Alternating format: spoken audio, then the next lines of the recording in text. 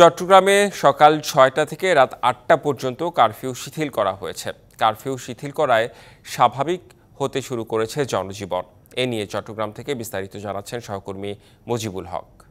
চট্টগ্রামে যেহেতু সকাল ৬টা থেকে রাত ৮টা পর্যন্ত কারফিউ শিথিল করা হয়েছে, এর মধ্যে যে সমস্ত উৎপাদনমুখী শিল্প, কলকারখানা, গার্মেন্টস রয়েছে সেগুলো পুরোদমে সচল রয়েছে এবং সেই সমস্ত কলকারখানা, গার্মেন্টস পাশাপাশি ব্যাংক, বিমা, অফিস, আদালত যেগুলো রয়েছে সেগুলো পুরোদমে সচল রয়েছে এবং এখানে যারা কাজ করছেন তারাও স্বস্তির সাথেই তাদের কর্মস্থলে যোগ দিচ্ছেন। পুরোদমে বলতে গেলে যে এক ধরনের কর্মচাঞ্চল্যতা ফিরেছে বন্দরনগরীতে, পরিস্থিতি স্বাভাবিক এবং শান্তই রয়েছে।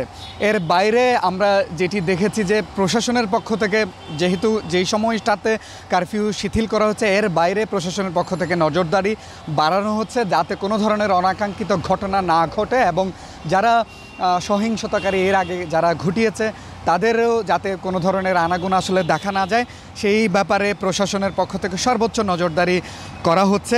আমি যদি একটু তথ্য দিয়ে রাখি, সেটি হচ্ছে এই সহিংসতার ঘটনায় চট্টগ্রামের 7টি থানায় প্রায় 18টি মামলা হয়েছে। এখন পর্যন্ত নগর পুলিশের পক্ষ থেকে যেটি বলা হচ্ছে প্রায় 250 জনের মতো তারা গ্রেপ্তার করেছে, যাদের বেশিরভাগই বিএনপি জামায়াতের কর্মী এবং যারা বিভিন্ন সময়ে বিভিন্ন জায়গায় যেমন বহদ্দারহাট, শোলকবহর এবং বহদ্দারহাটের পানি উন্নয়ন বোর্ড সহ বিভিন্ন উন্নয়ন প্রকল্পে যে সমস্ত তারা ধ্বংসযজ্ঞ চালিয়েছে সেই ধ্বংসযজ্ঞগুলোতে বিএনপি জামায়াতের নেতাকর্মীরাই মূলত নেতৃত্ব দিয়েছে, ইন্ধন দিয়েছে এবং তাদেরকেই ধরতে পাশাপাশি অন্য যারা এই ঘটনাগুলো সহিংসতার সাথে আসলে জড়িত আছে তাদের ধরতে পুলিশের চিরুনি অভিযান আসলে চলছে।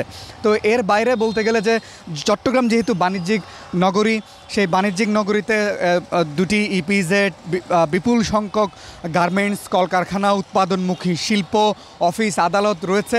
সেই অফিস আদালতগুলোতে পুরোদমে কর্মচাঞ্চল্যতা ফিরেছে এবং সেখানে যারা কর্মকর্তা, কর্মচারী, শ্রমিকরা কাজ করেন তারাও পুরোদমে তাদের কাজে ফিরেছেন। এক ধরনের কর্মপরিবেশ আসলে সৃষ্টি হয়েছে এবং পরিস্থিতি, বন্দরনগরীর পরিস্থিতি শান্ত এবং স্বাভাবিক রয়েছে। তো সব মিলে এই ছিল আমার কাছে চট্টগ্রাম থেকে খবরাখবর।